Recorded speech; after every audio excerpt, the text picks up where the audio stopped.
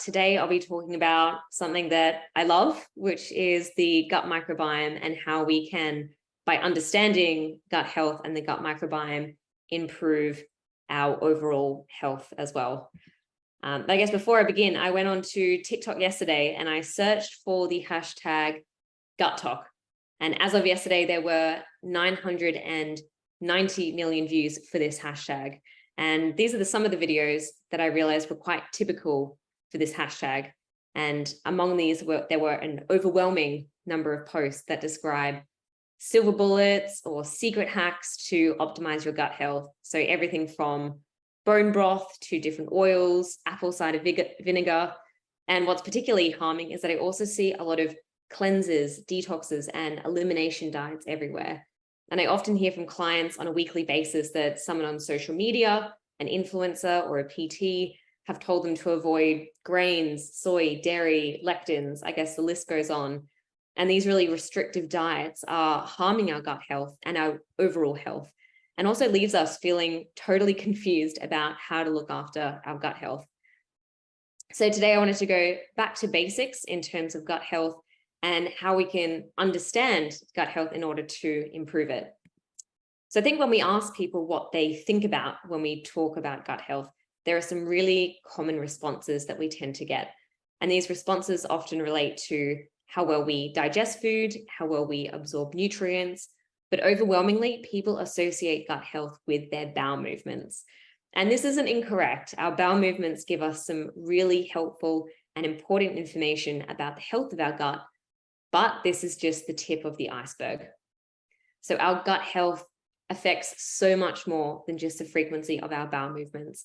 Gut health affects aspects of health that we can't even see or feel, or things that aren't obvious to us that might be linked to our gut health. So our immune function, the anti-inflammatory effects of our gut, even things through from energy, sleep, weight management, our mental health, our metabolic function, our ability to be resilient to stress, and also our health as we age. And what we now know is that many of these aspects are often linked to the health and the function of our gut microbiome.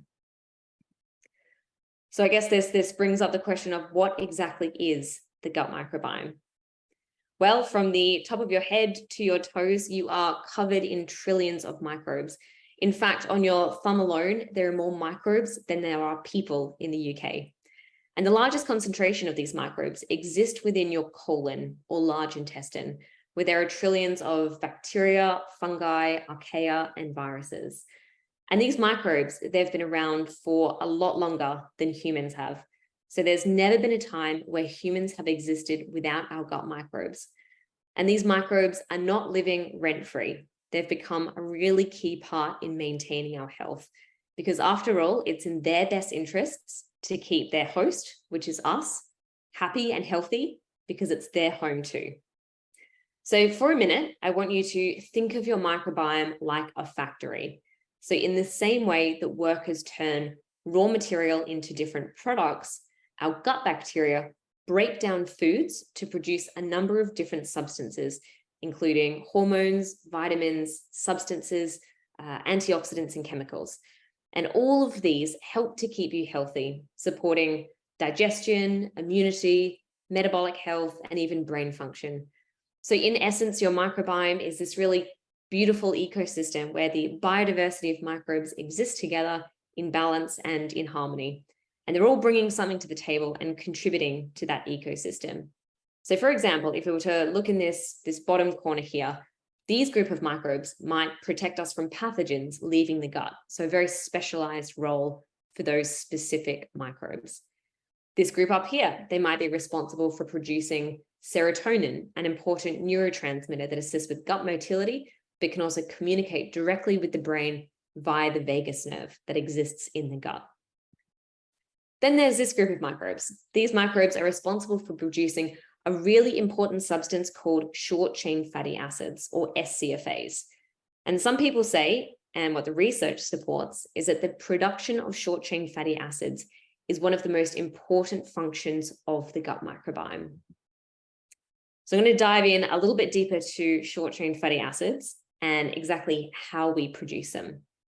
So when we consume fiber, so from fruit, vegetables, grains, nuts, and seeds, they pass through our stomach and our large intestine undigested, but instead reach our large intestine where they become food for our gut bacteria. And these specific microbes, like what you saw in the previous slide, are able to break down fiber and get to work producing short-chain fatty acids. So why are short-chain fatty acids so important? So they're responsible for strengthening the gut lining, so reducing what people refer to as leaky gut or intestinal permeability.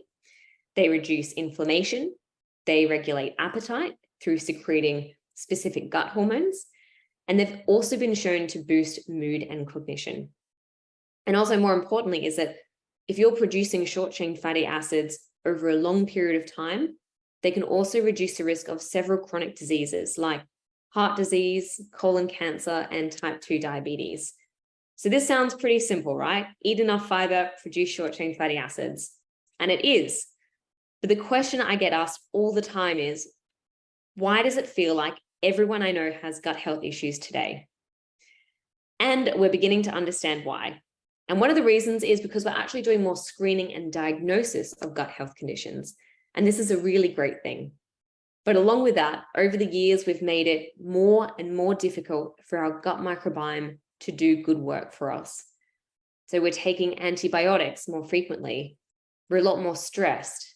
We're sitting for 10 or more hours a day. We also live in a world where we spend 90% of our time indoors and a whole lot less time in nature. And most importantly, we're eating a whole lot more processed, ready-to-go foods, high in saturated fat, sugar, and salt. And instead, we're eating a whole lot less plants in our diet. So less fruits, vegetables, legumes, and whole grains. And these foods are the main sources of dietary fiber in our diet. So the UK is becoming completely devoid of fiber. So now that we do have a better idea of what gut health is, what the microbiome is, and what the biggest contributions to poor gut health is, what can we do about it? So how can we care for our gut and our microbiome? And before I do this, I wanted to bring you back to the first idea that I was showing you. So it's really hard for us to know what's good for the gut. This is what we've been taught on social media. And in fact, we've been sold a whole number of these different products that are telling us, this is the silver bullet or this is the solution. So this is sort of the example that I'm using, is that it's almost the Wild West when it comes to the supplement space in the UK at the moment. And a lot of the claims that are being made by these different gut health products are often not backed by any rigorous or reliable evidence. So basically, they don't do their own research, and their claims are often exaggerated beyond the actual health benefits of the product. So then, having said that, what does the research actually tell us that is good for the gut? So this is one of my favorite studies that have been published in the last few years. So it shows that in 2018, scientists published results called the American Gut Project, but it's actually a collaboration of more than 10,000 participants from the US, the UK, and Australia. So these volunteers, they shared detailed information about their eating habits. They also provided samples of their stool. So the researchers were able to analyze the stool samples and draw associations between the gut microbiomes and different diet and lifestyle factors. And what the study showed was that the single most powerful predictor of healthy and biodiverse gut microbiome was the number of high fiber plants in your diet. And specifically, those that ate more than 30 different plants a week had more short-chain fatty acid producing bacteria. So you might be thinking, why do we need 30 different plants? Why not just aim for the total amount of fiber, the 30 grams that are recommended by the UK government? Well, it turns out both are important. You need enough of, so you need to have that 30 grams, but you also need the diversity of different fibers in your diet for optimal gut health. And one of the reasons for this is because our gut bacteria are in fact really picky eaters. They don't all want broccoli. Some bacteria will prefer the fiber from apples, while others will prefer oats. So it's important to feed all of your gut bacteria with what they want, a diversity of different plants. Otherwise, they won't be producing short-chain fatty acids and you won't get the most from your microbiome. So with that in mind, this is the ultimate gut health checklist that I often give to my clients. The first one is obvious. It's aiming for those 30 high fiber plants a week. But there's also a whole lot of other things that you can do as well to support your gut health. Some of them don't even require you to lift up a fork. That could include small amounts of fermented foods. So this would include things like kefir, kombucha, miso, sauerkraut. Often it's better to get these from whole food sources rather than a probiotic supplement, because we're getting a higher diversity and they're also better utilized by the gut microbiome. The other things we can do are drink plenty of water. This helps for so many reasons. The number one is that it just helps things move through the digestive system really nicely. So avoiding some of the more common symptoms like constipation, bloating, and gas. Sleep, we talked about this a bit earlier, but having a good night's sleep is so critical to our gut health for a number of reasons, as is exercise, spending time outdoors, seeing sunlight daily. And while antibiotics are useful in many different contexts, trying to avoid their overuse and their repeated use if we can possibly avoid it. And so this also introduces to why Myota exists and why we produced our prebiotic fiber blends. So we were essentially quite sick and tired of seeing all of these different supplements that weren't backed by science and hadn't done the rigorous evidence and clinical trials that they needed to for their health claims. So Myota is a prebiotic fiber blend. So we give a diversity of different fiber types in the one product. One of our products gives you over 9 plant points, so almost a third of your weekly requirements.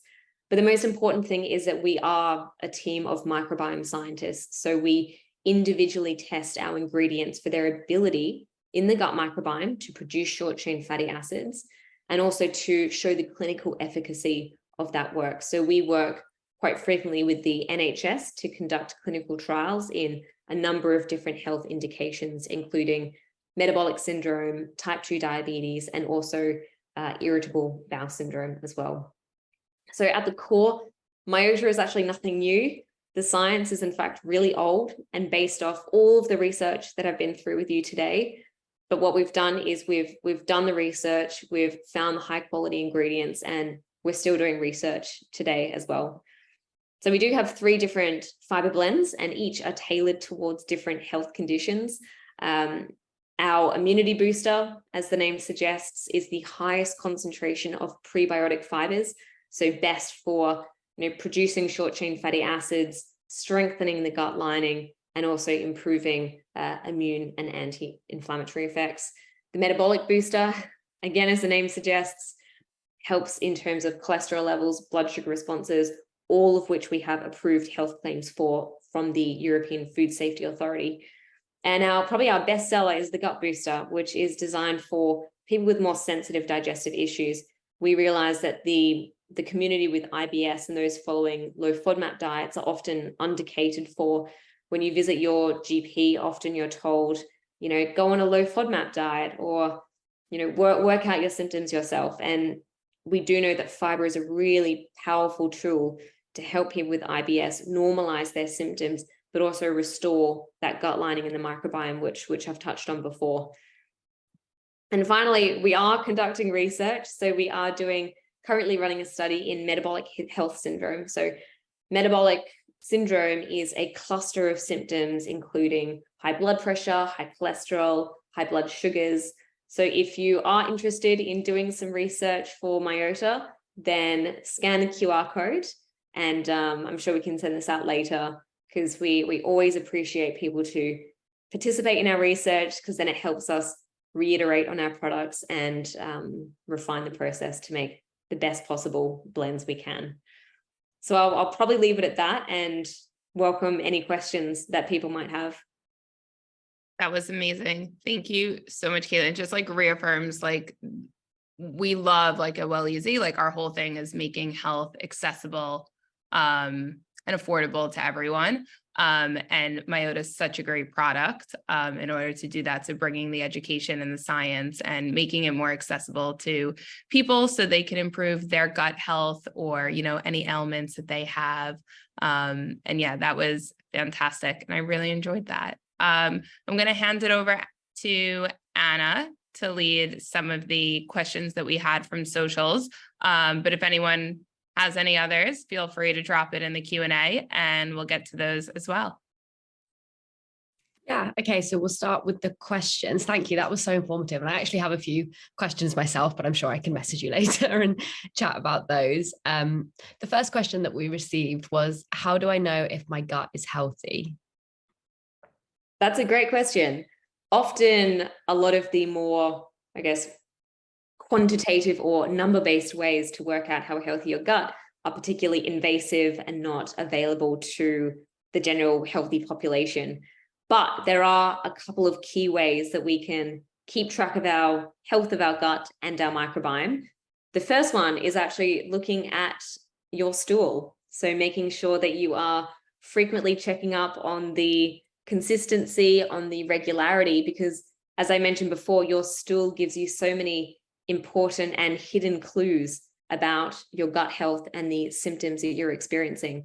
So there's something called the Bristol stool chart, which many dietitians use, which looks at the consistency of different stools on a spectrum. And we know that having a stool frequency of, we number them, so between 3 and 4 is the sweet spot in terms of stool consistency. There's that side of things that we can look at. There's also another test that we can do, which is called a transit test. And this essentially measures how long it takes for food to pass through your entire digestive tract. And we know that this number, even within people who don't have any gut health symptoms, can vary enormously. I think the average time is somewhere between 24 hours and 72 hours. And so anywhere between that range is considered quite healthy. But if you do fall out of this range, then it might indicate that something's not quite working well. And there's a really interesting test that you can do, which you can do at home, which is to get a cup of cooked beetroots, to record the time that you consume those, and then to notice when that color is appearing in your stool. That time is your transit time. And there's one other way that you can look at the health of your gut, which is looking at something like a gut microbiome test. So often we know that the diversity and the composition of your gut microbes gives us really important clues, particularly around how well you're producing short chain fatty acids. And Myota do offer a microbiome test kit, which especially hones in on the production of short chain fatty acids and which fibers are best for you to optimize that profile in your gut. So yes, that's in summary, there's probably 3 main ways to do it, is to monitor your stools, to assess your transit time, and to also potentially look into a microbiome test kit. Hey, that's quite interesting. I think, like, while we're on the topic of stools, I'll go for another question that we received, which was, why do some people go to the toilet more often than others? And some of my friends can go more than once a day. I struggle to go a few times a week. Yeah, I mean, that's a great question. And it does in so many ways relate back to the transit time. So I guess removing people who do have gut motility issues for a second, we know that even among the general population, there is that massive variability when it comes to transit time, and even between males and females too. So some studies have shown that the transit time is twice as long for females than males, which is down to, our hormones, and also the fact that we do have longer digestive tracts in general.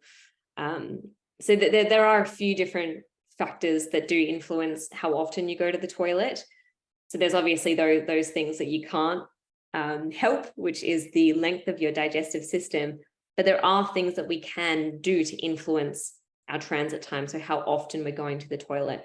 And that can include things like, your insoluble and your soluble fiber intake, how much fluids you're having in a day to help move everything through, the exercise that you're doing, and also stress management. But if you do think that there's something more serious going on, it's always a good idea to check in with your GP and also talk to a dietitian as well.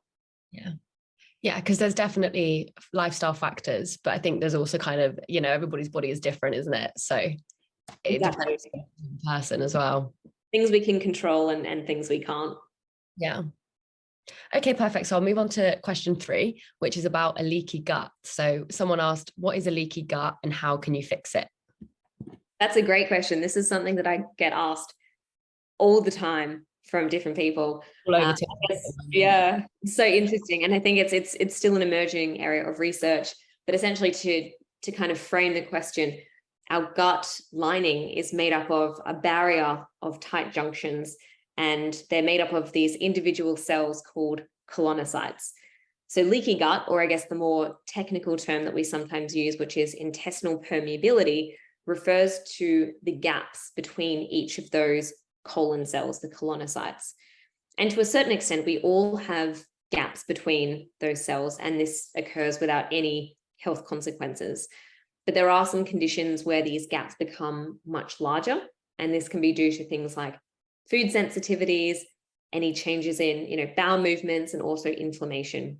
So for example, someone who has celiac disease and is still consuming gluten, so they may be undiagnosed, may have more intestinal permeability, which is not great for their health. But we do know that when they are diagnosed and they do remove gluten from their diet, then that gut lining does restore itself. We also know that things like alcohol intake and stress can lead to a more permeable gut lining as well. But I think that the key thing to note here is that leaky gut is not a diagnosis, but it's actually a symptom of something else that's happening. So if you're getting ongoing gut symptoms, it's important to check in with your GP to rule out conditions like celiac disease, IBS, and IBD. And if it is IBS, there's a whole bunch of diet and lifestyle strategies that a dietitian can go through with you as well. Yeah. Yeah, and I guess that's that leads us on quite nicely actually to some of the questions we have about supplements. So what's the difference between prebiotic and a probiotic, and when should I take what? That's what somebody's asked us. Yeah, it's a great question. I think the gut health space is getting more confusing with prebiotics, probiotics, postbiotics. Yeah. But the main difference between something like a probiotic and a prebiotic is that the probiotic is the live bacteria that you're ingesting directly, which make their way to the gut microbiome. So they come in the form of, natural sources like kefir, fermented yogurt, sauerkraut, kombucha, miso. There's a whole lot of different fermented foods. You also find them in things like high-dose probiotic supplements. And this is where they've often hand-picked different bacterial strains to put into the capsule. There's only a couple of times where I generally recommend high-dose probiotic supplements. One of those is if you have a gut infection, and the other one is if you're having to take antibiotics and you need to reduce the symptoms associated with that. So something like diarrhea induced from antibiotics. Mm. That's the probiotic side, but the prebiotic side is slightly different because it's the food for your gut bacteria. It's not actually the bacteria itself, but the fibers that will then nourish and feed those beneficial gut bacteria. So what a lot of evidence is now pointing at is, instead of adding more probiotics to the environment, a good strategy is to feed the existing ones that you have. And we know that prebiotics by definition selectively feed the beneficial ones to produce those beneficial substances. So that's the main difference. It's the food for the gut microbes or the microbes themselves. Yeah, okay, that's making sense. Just while we're on the topic of supplements, we did get a question through from Rachel, and she says she's confused about supplements, the original natural source. I don't know if you want to expand on that at all, Rachel, or if it's about where supplements are coming from and the source of the supplements. Yeah, I can start off with that, and then if there's more detail, then we can go a bit deeper. But it's, potentially the question is around, whether supplements are derived from natural food sources or whether they're kind of synthetic or manufactured.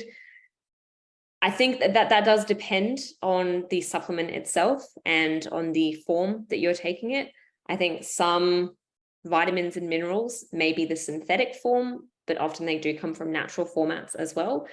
To use Myota as an example of a fiber supplement, so ours by definition are all derived from plants. The only way that you can get fiber is through the natural sources in the different plants. So specifically, Myota is derived from oat, from other grains, from guar plants from chicory root. So they're all purified versions of the actual natural food format. So from that perspective, there's nothing synthetic that goes into our fiber supplements, or by extension, other supplements as well. So Rachel's asked then, is it better to take the natural ones, the natural form of supplements, rather than the... Generally, yes, especially when it comes to fiber supplements. Actually, I don't think there's any example where a fiber hasn't been derived from a plant. So I think from that perspective, you're relatively safe. Generally, yes, but that will also depend on the supplement itself. So there may be some examples where it's just not possible to extract something directly from a food. In that case, it might be fine to take a synthetic version. For prebiotics and probiotics, the natural version is always superior. Yeah, okay. Lovely. I hope that answered your question, Rachel. If you have any more, please feel free to go through and pop them on the Q&A. We have 2 more from socials. One of them is about Myota. It says, I have to follow a low FODMAP diet. Can they still take Myota? Yeah, that's a great question as well. Yes, you can, but you need to be careful about which Myota blend you take. So we've got 3 products that we sell online. One of them is our most popular blend, actually, which is the Gut Booster, and that has been certified by Monash University as being low FODMAP. So that does mean that it's suitable for anyone who needs to follow a low FODMAP diet, or who generally gets more sensitive gut health symptoms from more of those fermentable fibers like inulin and the fructan family particularly tend to be not as well tolerated by the IBS community. So absolutely yes, and the Gut Booster is the one to go for. Okay, and the FODMAP diet then, that's like limiting certain foods, isn't it, for people that have symptoms of IBS and gut health? And exactly. So the FODMAP group, which is sometimes a horrible name to remember, but they are rapidly fermentable types of oligosaccharides. So what that often means in the context of IBS is that if you do have too much of those FODMAP groups, so for example, the fructan is one of the FODMAP family groups. So if you have too many, onion or garlic in one sitting, or across, for 1 to 3 days, then you may begin to experience some more sensitive gut health issues. Quite commonly, you find, a lot of bloating, a lot of gas, and a lot of changes in bowel movements. So often diarrhea is something that we commonly see. So while the FODMAP diet is not something long-term, so no one should ever be on a FODMAP diet long-term, it can be an effective tool to work out which food groups you're more sensitive to then reintroduce them slowly. And often this is easily done if you see a nutritionist or dietitian who specializes in low FODMAP diets, largely because it's so complex. You end up removing so many things that it's hard to keep track. So it's good to have someone else to bounce what's happening off. Yeah, to assist with you. So it's always good to get professional help, isn't it, when you're kind of looking at your diet in that way and looking for supplements and stuff. Exactly. Okay, we have one question left.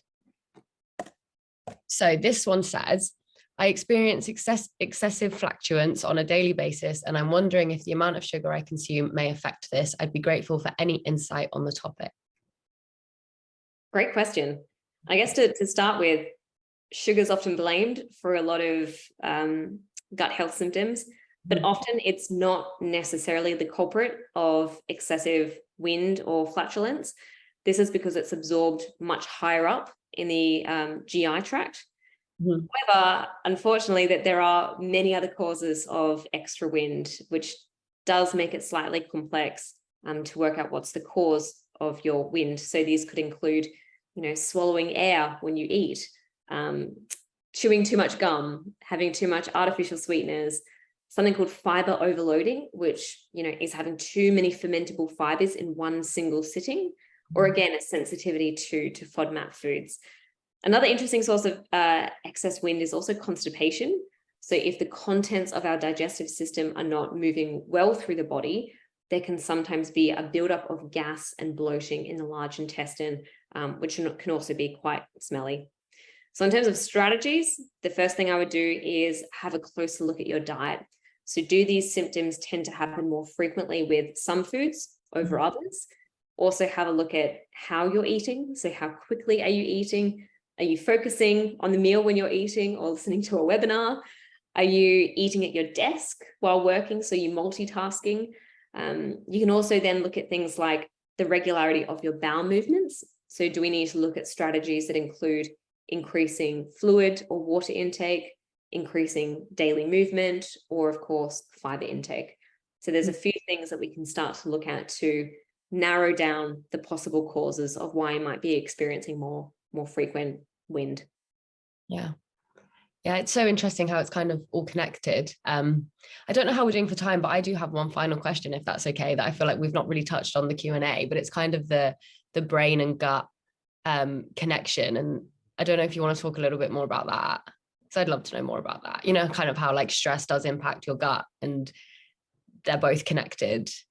Absolutely. I mean, this is my favorite topic. I could probably speak for another few hours on it, but yeah, absolutely. There's a whole lot of emerging research looking at the relationship between the gut microbiome and the brain. And we know that the pathways between the two are overlapping, and there's multiple different ways that they communicate. It's often like, you know, two teenage girls on the phone with each other. There's just frequent communication back and forth all the time.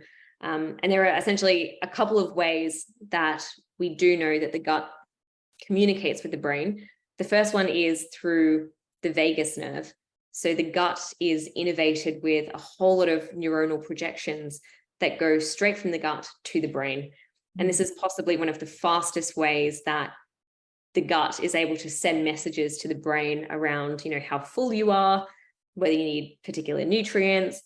But what we do know now is that it also conveys messages around stress, anxiety, and also changes in your behavior.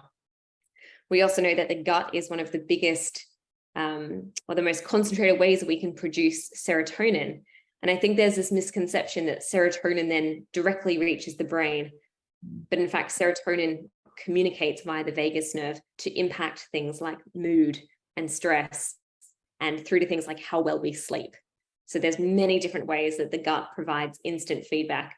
But like you did say, there is a two-way connection between this as well. So if you're feeling really stressed or really anxious, then that also sends top-down signals to the gut, which can impact things like your bowel movements or impact different symptoms like bloating and wind. So there is some evidence around gut feelings or feeling gutted or having a gut feeling. So very interesting area of research. And again, it does come back to, we know that having a diverse and a healthy microbiome can positively impact behavior and positive mood and reduce stress as well. So while there's all these complex things happening and all these pathways interacting with each other, the message again is still quite simple. If you feed your gut with plenty of plants, plenty of water, some fermented foods, then you'll be also feeding the health of your brain. Yeah. And no skipping meals as well, right? No, but plenty of diverse, plenty of plants on a frequent basis, giving them exactly what they need. Although there is some research into intermittent fasting, but I probably won't go. Hot topic, isn't it? It's interesting. I do want to learn more about that one. Yeah. Maybe we'll do that one as the next one. I loved where you guys ended off, like the gut-brain axis. And just to add, one of my favorite pieces of research is, Kaylin, I'm sure you're very familiar with it as an Australian, is the SMILE trial, which originated from Australia. And actually, they tested like a 12-week, I think it was a 12-week randomized control study that looked at people with major depressive disorder or regular depression. I forget which one it is. It's been a while since I looked at it, and did a dietary intervention versus some medication, and actually some really positive research in terms of the symptoms of depression, which can be modulated by a healthy diet and loads of fiber and kind of like gut healthy foods and lots of short chain fatty acids and butyrate and things like that. So it is a really interesting emerging topic that, like Caitlin, I could talk about for hours. We'll jump on again. Yeah, amazing. Well, thank you so much for that. And Anna, thank you for asking all of those questions. Did we have any others? Oh, I think there was one more from Joe, which just quickly before, I don't want to miss this one. Any connection between skin and gut, which is also really interesting. That's a great question as well. And we do know that there is an emerging gut skin immune axis, which there is great research developing. We are still building the evidence in terms of the human studies. There's a lot going on in preclinical work and in animal models, but I think we're slowly getting there in terms of looking at the relationship between skin conditions, particularly inflammatory-based skin conditions, and the gut. And the main thinking there is that, again, if the gut microbiome plays a key critical role in our immune function and in our anti-inflammatory effects, then we know that that can have an effect on systemic inflammation, which we know then manifests in terms of the inflammation status of our skin. So I think definitely watch this space and know that, yeah, keeping care of your gut, you may notice those effects in your skin as well. Yeah, I think a great takeaway is just like take care of your gut, and your gut will take care of you in so many ways that we spoke about today, and more that we might not have even discovered in the research yet, but I'm sure we will eventually. Thank you so much to everyone who joined. This is recorded, so we will be sending it out. If anyone else you want to share it with a friend or family member, and then also anyone who wasn't able to attend today. Caitlin, did you want to say where, like, any call outs again to your, the research, or where people can find Myota? Yeah, so we can send some links to obviously the research that we're doing, but to find more information about the science behind Myota and what might be the best prebiotic fiber for you, you can just visit our website or the WellEasy site as well for more detail. Amazing. And we did promise one participant or attendee today a chance to win some Myota products. So I will put all the names here in a random name generator this afternoon and email you later with your prize to get to try the amazing Myota products. And yeah, as Caitlin said, you can check them out on the WellEasy website, or check out the Myota website for more information about their clinical research and kind of the studies that they're conducting, which is incredible. And yeah, thank you for everyone who has joined. And I hope everyone has a great rest of your Tuesday. Amazing. Have a good day, everyone. Thanks, everyone.